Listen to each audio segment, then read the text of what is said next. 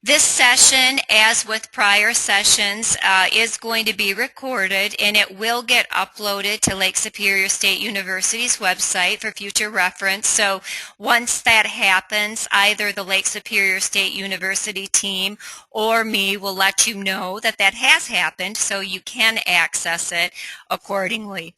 And also I want to remind you that even though we try to make these webinars as interactive as possible just by the nature of the type of dialogue we're trying to engage in and the type of presentation. They're not always conducive to that, so we certainly understand that, but still want to try to make this session as interactive as it can be. So in doing that, I would ask you if and when you have comments and questions, if you could use either your hand icon, which you should see on your screen, or the questions pane, which you should also see on your screen. I can see all of that on my screen as well, so I will be monitoring it, and as hands are raised next to your names or as questions appear in the questions pane, I will be certainly prepared to answer those questions and allow you to share your comments. You're currently muted. We will keep you muted until you have a comment to share or a question to ask. But also throughout the next 49 minutes or so, I'll also invite you periodically to share comments, to ask questions. And this is really a best practice conversation, so I would also encourage you to share those best practices and feel very comfortable doing that. And again, by using your hand icon, your questions pane. We will certainly not ignore you and want you to participate as much as you can. Having said that, let me introduce Ben Jenkins. Some of you might know Ben. He's been in the charter school sector, been engaged in the charter school sector for a number of years. Ben has functioned as an administrator with 2 charter schools in the area. Midland Academy Advanced and Creative Studies is where he started his charter schools career, and Concord Academy. Ben also worked at the Governor John Engler Center for Charter Schools at Central Michigan University in an administrative capacity and is now serving as an assistant professor at CMU. So let me turn it over. Ben can say hello and share a little bit more about himself, and then we can get started. Well, good evening, everyone. It is great to be here with you. And as Angie said, I was with Concord Academy for a few years, so that's a nice connection to Lake Superior State University. And so I'm not sure if I know any of you or not, or have met you, but if so, nice to see you again or talk with you again. And those who I haven't, it's a pleasure to get to know you. It's, again, nice to be talking about a topic that I think is very important for us as administrators, and hopefully through my experiences I'll be able to provide a refresher for some of you, hopefully also impart some new wisdom and share some best practices. So Angie mentioned, please feel free to jump in, to be part of the conversation, because we want to make this meaningful for you, as much from this conversation as possible. So thanks, Angie. Good. Thank you so much, Ben. So with that, we're going to go ahead and jump right into the presentation. As we mentioned, this is called Future Planning. It's never too soon to think about the future. So just want to caveat that title a little bit and share with you what Ben and I want to talk to you about tonight are really those kinds of best practices that we think are helpful in your administrative role to think about as you try to coordinate administrative functions with planning functions. We know that can be a little bit difficult, so we're here to give you hopefully what are helpful tips, some best strategies, best practices, and also to present to you what will hopefully be a helpful framework that you can really think about and guide your planning efforts around. So again, that's what this evening's conversation and presentation will be about. So obviously, as a Cheshire Cat shared with Alice in the story of Alice in Wonderland, which is all near and dear to our hearts, if you don't know where you're going, any road will take you there. And we know the challenge with that. Any road leads to any destination, and any destination creates satisfaction. And we're not about having an unintentional road. What we want to do in the charter school sector is pave our road with great intentions. And one way that that we can do that is through the planning process. And again, that is the basis for our conversation tonight. So we would pose the question, where are you going, and how can you as a school leader, administrator, principal, whatever you might call yourself in your leadership role, enter the right road? And that is by what we believe planning for it. And as our dear forefather shared with us very aptly, if you fail to plan, you are planning to fail. So you know that planning is very, very critical to the work that you do on behalf of Michigan school children. It's critical to the personal work that we do to maintain that professional and personal life balance. So what I want to just share with you is what this discussion is not tonight. So this isn't about strategic planning. Ben and I are not going to share with you the framework for a strategic plan. But again, what we want to do is really allow you to think about the planning process as part of your leadership role. And this isn't to say that you don't already do that. I know that all of you do attempt to plan in your leadership capacity. But again, we want to try to give you information that will make that planning role a little more intentional and a little easier for you to incorporate nicely in your day-to-day work, again, on behalf of Michigan school children. So I'm going to let Ben talk a little bit about this. What we wanted to certainly do this evening is provide you with a model or a framework that you can think about as we navigate through the presentation this evening, but even after tonight, as you think about how to really apply those appropriate planning strategies to your day-to-day work as a school leader. So this is actually a tool that Ben has used. It's a tool that has been produced by the W.K. Kellogg Foundation. So I'll turn it over to him. Let him talk a little bit about this model, about this framework, how he used it, and how this might be helpful for you in your own leadership work. Thanks, Angie. As all of you are very familiar, the work of a leader and a school leader, especially within charter schools, have many different hats. And you're constantly being pulled in different directions, working on putting out fires, and there's so many different activities that go on throughout the day, the week, and the year.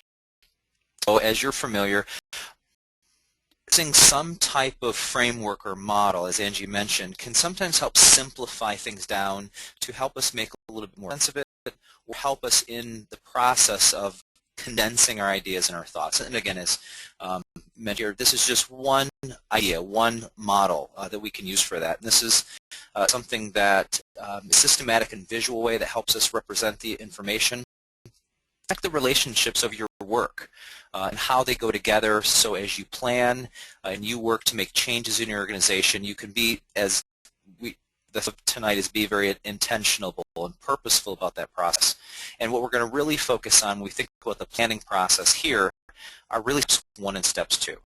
Looking at this in terms of your resources and your inputs, because if we in the time, we focused on quality resources and information, good data, it's going to help inform the process as we move forward to these activities. So when we get into some information about working with mission and working with budgets, we can kind of think about how that works kind of in a framework, because at the end of the day, what we're really trying to do is create an impact, and it allows that thinking process to kind of move forward in that way. So we'll kind of use this as a framework, and then we'll come back to it at the end to see how we can kind of put this together. Good. Good. Thank you, Ben. Very helpful. And I will refer back to this throughout the presentation as appropriate this evening as well. But again, just a planning tool, a model that you might find helpful in your planning efforts. And as you think about your planning efforts, we wanted to pose for you some what we believe to be key questions. So questions that might seem obvious in some ways, but perhaps not in others. So certainly the first question, what future needs do we have? So as you're thinking about your planning, as you're thinking about the future of your school, and the future could be tomorrow, could be days from today, it could be next week, next month. What are those future needs? And then always think about those future needs supporting your mission. So asking that question in your planning, do our future needs support the mission of this school? And then this is a piece of the logic model that is at one of the circles at step 4, but what are the desired outcomes of our future planning? So as you think about your planning efforts, it's not just about the inputs, it is a large part about the inputs and the activities and the resources, which we'll talk about, but it's also about those desired outcomes. What are the budget implications to our planning work? How can I bring my board alongside my planning efforts? And what other stakeholders are needed to ensure future success? And then finally, what are the charter contract implications and how do they get articulated to my authorizer? With you in my role with CMU, as many of you know, I spent roughly a decade working at the Center for Charter Schools at CMU, and then 4 years prior to that working in the Charter Schools office at Grand Valley State University. The charter contract implications of planning was really a back burner thought to most charter school leaders, to most charter school boards. So I would just encourage you to always be thinking about, as you look at the planning, as you look at maybe doing something different, as you look at doing something that might fall outside of your charter contract, to keep that charter contract implications in mind and to be communicative with your authorizer about those intentions and about those planning efforts. So the first question, what are your future needs? We're not going to spend a whole lot of time on that because you know those better than we do. But the second part of that, the key question was how does your mission support your future needs? So we're going to talk a little bit about how you should be thinking about your mission relative to those planning efforts. And in the dialog box, as you see here in the red text box rather, it says your mission really does matter in all aspects of your work. So what we're offering here is that all planning should begin and end with your mission in mind. So never lose sight of that, and that's what the second bullet is suggesting. Keep the mission in front and center during all planning activities, and I say in thought. So just as you're thinking about planning, as you're thinking about your needs, think about your mission and repeatedly ask that question. Is this budget, program, growth plan in alignment with, and will it help us achieve our mission? So it's not just about remembering what your mission is, but it's also about thinking how this is going to support our mission, how this planning is going to help us achieve our mission. And then I'm also offering here, also offering here that if you have mission-specific goals, so any of those goals that tie directly back to your mission versus, you know, some of you through Lake Superior State, probably most of you have either, you know, MAP test goals or performance race by Scantron goals. What we're talking about here is those very specific goals that tie back to your mission. If you don't have them, I would certainly encourage you to develop them. If you do have them, be sure that you review them, revisit them again in your planning efforts and certainly in those planning efforts as they align to your mission. Your mission should always be your guide to staying focused on your core. So just some mission reminders as, again, you think about your planning efforts and the planning work that you do. Ben, is there anything you'd like to add here to this slide? Just the continuation, obviously, from thinking about the mission as kind of that in mind. So when we think about the process of planning, Covey would remind us to always begin with that in the process, so that way we can be, again, intentional about the activities as we go throughout that process. And ultimately how that ties in with the vision of the organization, which is your long-term planning approach as well. Good. Thank you. Thank you, Ben. So the last one, your mission is your guide to staying focused on your core. Just want to expand on that a little bit. The Wallace Foundation, as many of you know, is a national philanthropy foundation that seeks to improve education and enrichment for particularly disadvantaged children and youth. So I spend a lot of time reading their materials and studying their website. So this is a piece that came out of their publication, The Principal, a School Leader, Guiding Schools to Better Teaching and Learning. And we'll have a resource page at the end of the presentation tonight, and this is part of the resource. But really, your core, your mission, should lend itself to shaping that vision of academic success for creating a climate hospitable to education. So that really gets to the culture that you've created and that you're leading in your school building. Cultivate leadership in others. So you do have that leadership responsibility to ensure that you're bringing others along as leaders behind you. Improve instruction. Obviously, that should always be a part of your core, and that really ties in nicely to that shaping the vision of the academic success. And focus on the management of people, data, and processes to foster school improvement. So again, when you think of your core, when you think of your mission, I trust that I haven't seen all of your mission statements, obviously, but I trust that the mission statements that your board has adopted, the mission statements that you follow, the mission that you've established really gets to all of what Wallace believes are those core pieces of your leadership role.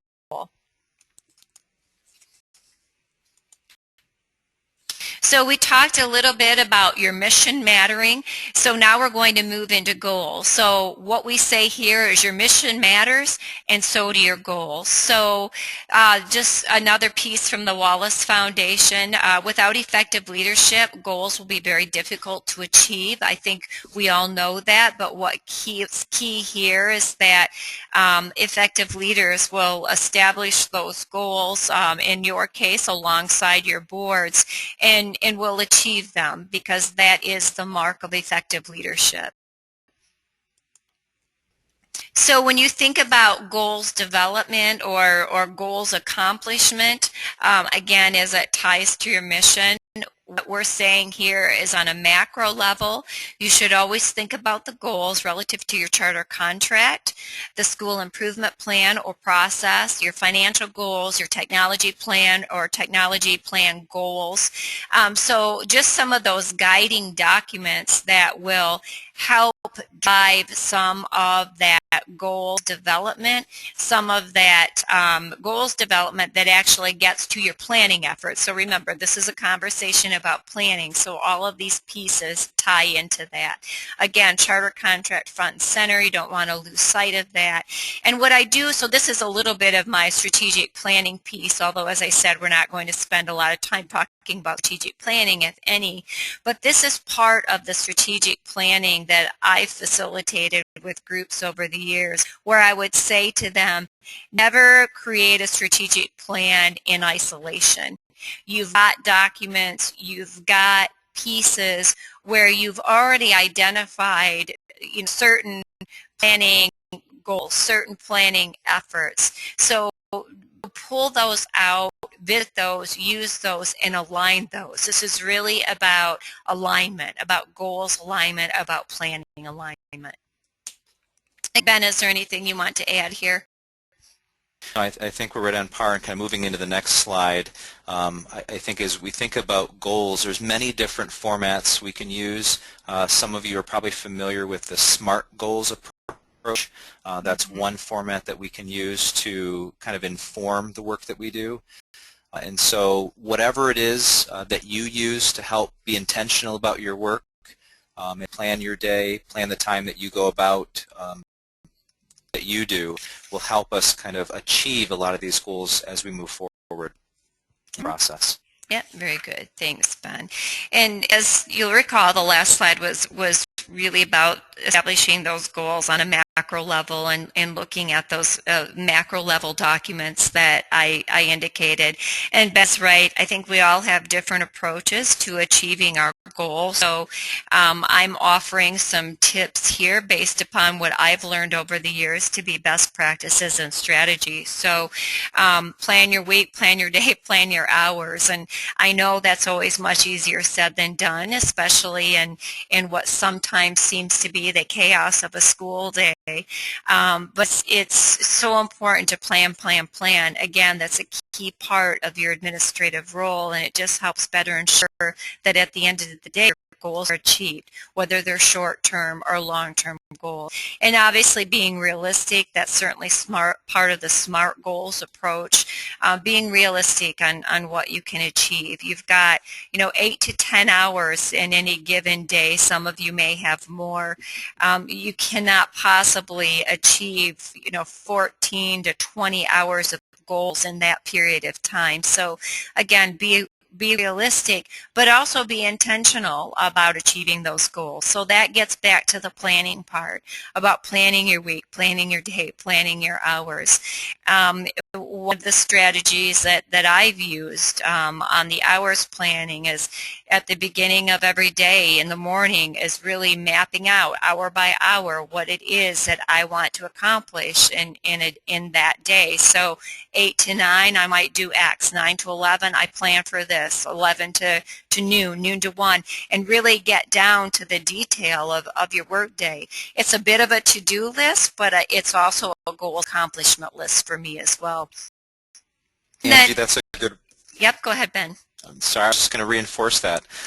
Best practice, as you mentioned, will really tell us that successful leaders will be very intentional about planning their day and their work, and also setting planning time in their schedule once a week or once a day where they can put that aside like they would for other important events and other important activities, because it's extremely important to the process of moving forward. Yeah, it absolutely is. So thank you, Ben. And remember that if your goals aren't achieved within your short-term time frames, to recognize that maybe they're not short-term goals. Maybe they need to be transferred to a long-term goals list. So make sure you have that as well.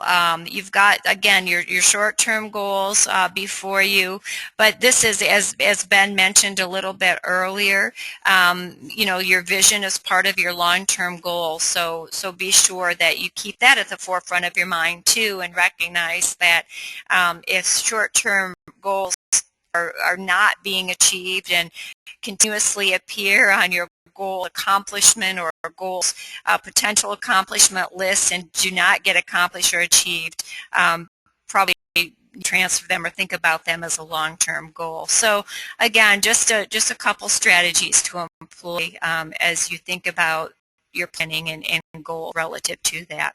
So I'm going to stop for a minute now, as I promised I would, and I'm going to ask you, those of you that are with us, to just use your hand icon should you have any questions, should you have any thoughts, should you have any best practices, planning best practices that you'd like to share. So I'll give you a couple of minutes. Should you want to speak, to use your hand icon, and I will allow you to speak when I see that go up.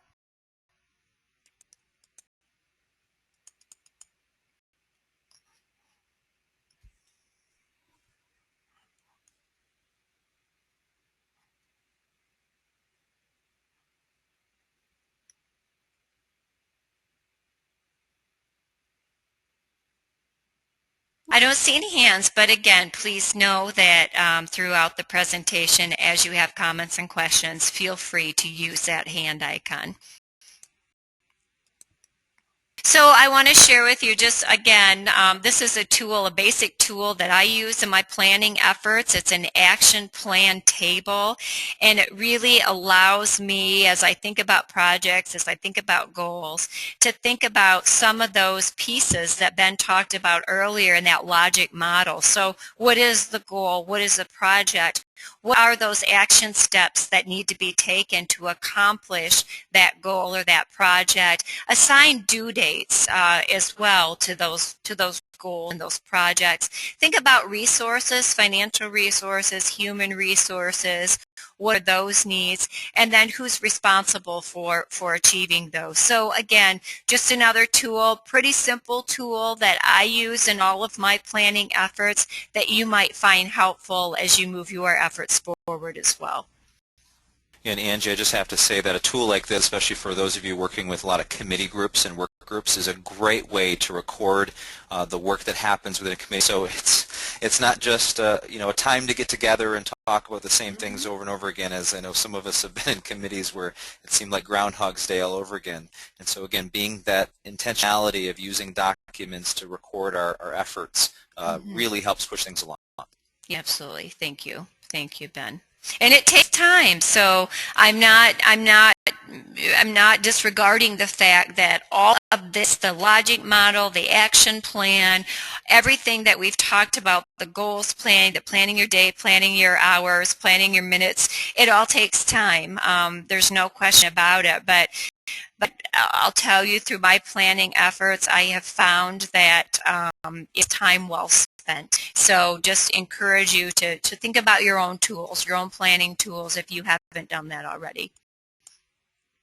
We're going to move on now and answer that second question, that second key question that we identified in the prior slides, and that is, what are the budget implications to my planning efforts? So this is really about aligning your future planning with your financial planning, so ensuring that those two pieces are well coordinated.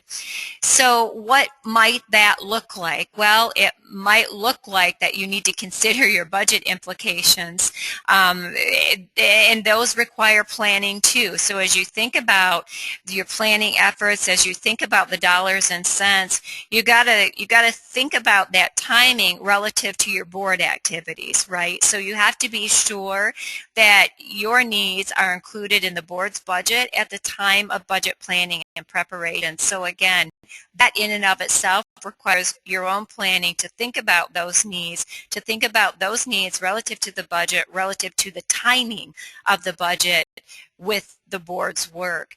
And in your planning efforts, again, just do not disregard the financial budget implications, generally speaking. And all tools designed to aid your planning efforts should include those financial and resource needs. So again, the logic model that we shared with you, the number one circle is the resources and the inputs. On the action plan that I shared with you, there's a resource section for that as well. So just always being mindful of those resource needs. And Angie, I don't think we can understate this section enough in regards to really the keys that open the doors to the planning process. Is again, most of you already know this or are very good at this. It follows the money. So being very artful about the work that we do with our boards and the planning process of tying dollars to it really can, again, maximize our efforts, and so that way we're very profitable, not necessarily dollars and cents, but profitable in the production and in the outcomes of the work that we do. The considerations to take into account when doing that is the alignment process. So as you're going through the process that Angie outlined, a couple tips to really make this much more masterful for you is to go back and make sure that you review spending of years past. You know, what are the trends? What do we typically spend dollars on? And did that support the mission? Is it back to supporting what we feel and value in the work that we do? That information and the data that you collect from that, working with different stakeholders, which we'll talk a little bit more about here in a second, is setting those priorities. What didn't add value or what didn't assist the organization in reaching its mission, and what did? What needs to stay, what needs to go? So it's not always just a matter of adding things to the list, but also taking things off. Sometimes we keep adding ideas and adding goals and adding other sorts to-do lists. Sometimes it's about what not to do or what not to fund that can actually be more important to free up those dollars for other areas of the organization. And with that, as we said before, setting those goals. Be specific with your board and your committees, and put that out there, especially as the leader. Use your leadership influence to set some pretty strategic goals and or some stretch goals, as we call them. They push your organization forward and encourage them to make some bold moves as we think about our programming. Mm-hmm.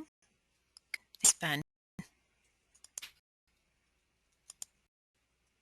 Really helpful, and as Ben just mentioned the word stakeholders, that gets to our next round of slides. So how should you be thinking about stakeholders in your planning efforts, and who are they? And again, this is really in the spirit of ensuring there's organizational alignment. Just like in the last few slides, we talked about financial alignment, we've talked about goal alignment. So you see a pattern here in the conversation tonight as well, that it really, planning is also about alignment in a whole lot of different ways and respects. So bringing your board alongside your planning efforts, obviously your board is very much a key stakeholder in the work that you do, your day-to-day work on behalf of the school. So couple of thoughts here that we wanted to share with you. Number one, assume that your board does not understand the volume of your day-to-day work. I think if I see you now, I'm sure you're all smiling, recognizing that that probably is the case.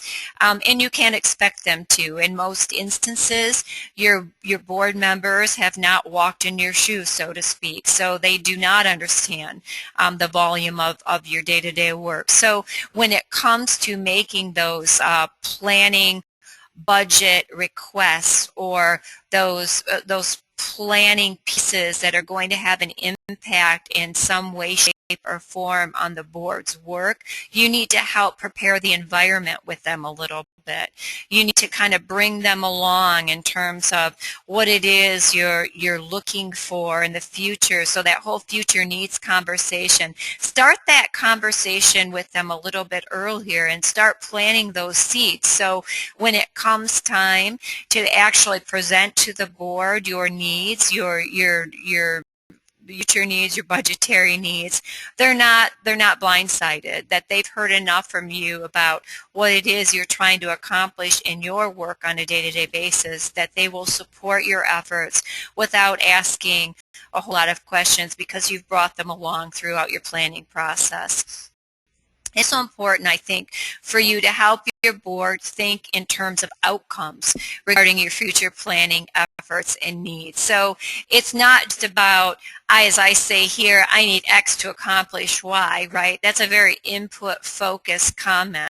What you need to help them understand is, if we move forward with this work, so we can accomplish Y if we actually get the X. So what's the outcome first, and then what do we need for the input? So always help the board really think in terms of outcomes relative to your needs, relative to your planning work. Yeah, the one strategy that I'd like to share in regards to kind of preparing the environment and moving things along is absolutely key. Because your board isn't sitting in this every day. You meet once a month, maybe talk on the phone, and the strategy that a wise, very experienced leader told me once, described it was chunking it, where you have to remember that they need to absorb this slowly. So giving little chunks, so little bits and pieces here and there, and sending some emails and or making some phone calls, kind of as you prepare that environment, almost like watering the grass. If you just water it all at once, the water will run off. But you sprinkle a little and let it sink in, and add a little more and let it sink in a little more, and kind of, I'm using that as the analogy to remind us of how we kind of bring our boards along with us and have them be part of that process. Mm-hmm. Good. Thanks, Ben. Really helpful. Very good. So we identify the board as very much a key stakeholder, but there are other stakeholders too that you need to think about bringing along in your planning efforts. So this really gets to that a little bit. In the key groups of stakeholders is your internal staff. As you're planning, as you're thinking about your resource needs, it's very possible that you're going to need to engage some of the expertise of your internal staff. So you're going to want to bring them along a little bit and get that buy-in from them, and as we talked about, from the board as well. And if it's external support that you're looking for in your planning efforts, then you need to be very intentional about how you approach them with the needs that you're trying to satisfy. And remember, much like your board, as you try to engage external stakeholders in your planning work, they too need to understand the outcomes first. So the outcomes to the inputs is certainly the conversation that you want to have, again, with those external folks as well as your board. So again, moving on to the next slide, as you think about internal support, one of the things you'll need to do is help your team realize the benefit of the input versus the time allocation concerns that they will likely have. So a leadership role in Ben's and all of yours, oftentimes the first thing that staff tend to think about is, I don't know that I really have time for this, right? And you're going to get that. So if you want to really engage that internal support, you're going to have to help them reallocate their time, have conversations with them about that, about reallocating their time, about reprioritizing their workload, and then certainly with your internal staff, as your planning efforts, as your goals are always going to tie back to the mission, you want to tie those conversations back to the mission as well.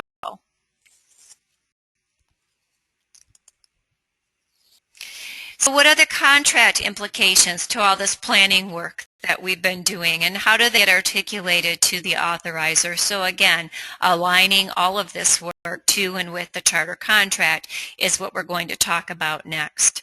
So questions you need to ask are, do the results of your planning work, of our planning work, have charter contract implications? And do we need to initiate a charter contract amendment with our authorizer as a result of this planning work, as a result of these changes?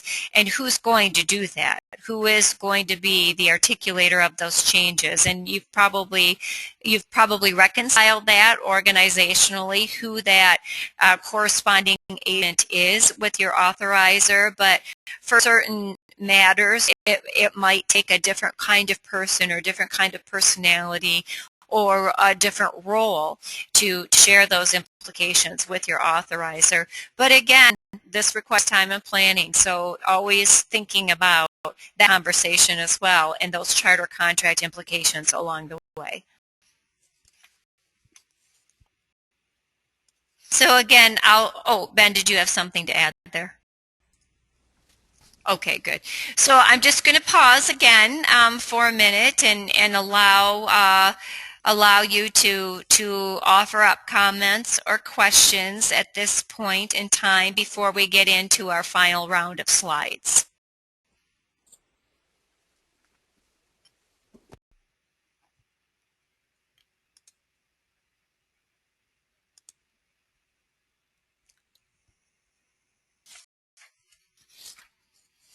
Okay, and I don't see any hands up, so we'll go ahead and move forward. So we're just going to recapture some of what we shared with you this evening and offer some final closing new thoughts for you to take away as well. So as Ben indicated, we wanted to come back to that logic model, to that framework, as we've talked about some of these strategies, some of these planning tips that we've offered this evening, and just re-invite the conversation around the logic model and the framework. So Ben, do you want to add any sort of final thoughts to this framework piece of the presentation? Yeah, just to bring it all back together again, we talked a lot about beginning with the end in mind. And that is the impact. What is the impact that you really want to achieve in your organization and the work that you do? Obviously, that's where the mission fits in. The mission is pinpointed focus on exactly what you want to do day in and day out in your organization to make a difference in your community with your students. And so working back from that, talking about an outcomes-focused agenda as you go through the planning process. What are those outputs? Can you measure them? As you're setting your goals, make sure that they're measurable. Make sure they're set some due dates, and then obviously make sure that your activities are managed properly as you go through the day-to-day. But then again, making sure that you also have some time and attention on those resources. Are you allocating the dollars? Are you working with stakeholders to make sure you get input and information as you go through the planning process, so that way it's intentional? And this is cyclical. This continues on day in and day out, week after week, year after year. So as you go through that process, you need to measure the outputs. Are you hitting the target? Are you hitting what you want to achieve? If not, we have to go back to the inputs and number one and kind of make some changes. And it's a constant process of adjusting and making sure that at the end of the day we're hitting that impact. And if not, we have to continue to make those changes. Mm-hmm. Yeah, very good. It's that just recognizing that you are a change leader and that your role is to move the organization from where it is to where it needs to be. So again, constantly focusing on the mission in your day-to-day work, but attempting to achieve your vision as you move your goals and your planning forward. So that's where ultimately you want to be, at that vision realization stage. And obviously it takes time and planning to get there as well.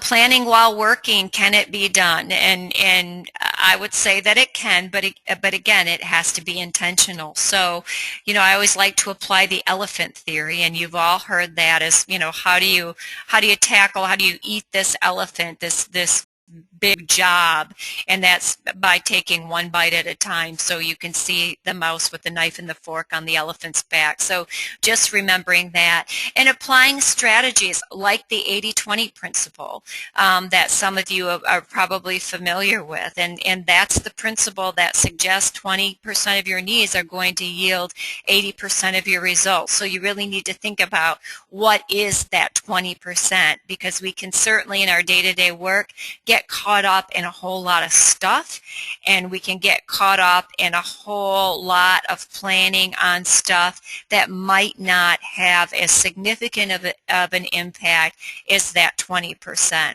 And it's Pareto's law. That's what the 80-20 principle is based on, and that is focusing on the vital few versus the trivial many. So just again, recognizing that it's chunking, as Ben mentioned a little bit earlier. It's all about chunking and taking these pieces part by part, but again, recognizing what's vitally important and what's trivial in some cases to, again, the mission, the goals at hand.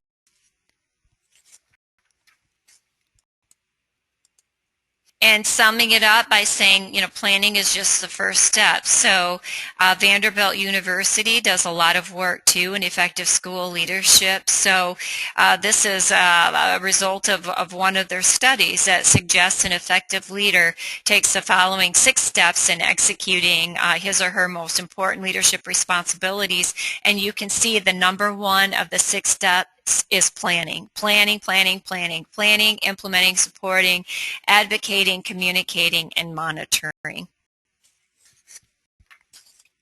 Ben, is there anything you'd like to add here? No, I think, again, as we went through the slides and as we presented this content tonight, hopefully it, again, reminded you of a lot of things that you already know or reinforced some things that you're already doing. It's a busy job. It's a demanding job in the work that you do every day. So some of these tools have been very helpful for you into making your work.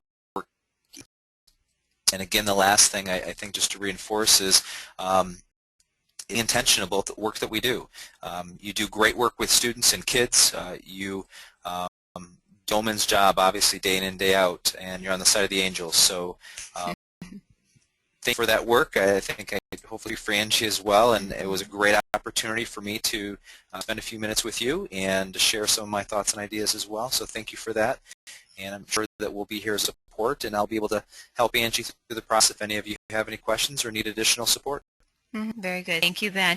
And just before we sign off completely, we mentioned that we have a resource page to offer to you. So this is it. And as I mentioned, this is going to be on LSSU's website in the near future. So you can pull it off there and use the resource page accordingly. Use that logic model that we introduced to you this evening, the action plan document tool that I shared with you as well. And hopefully you found this helpful. Hopefully you can take away some planning nuggets as you move forward on your work work. And hopefully for those of you that haven't been in session because of the weather lately, will find yourself back in school operations soon and be able to actually employ some of these strategies that we talked about this evening. So again, on behalf of Lake Superior State University, I want to thank all of you for participating. Again, I'll give you just a couple minutes. If you have any parting thoughts to share, use your hand icon, and I'll certainly call on you. I do hope you found this helpful, and I do hope you can employ these strategies accordingly. So before we sign off completely, again, I'll give you just a couple minutes to use that hand icon and share any final comments or thoughts accordingly.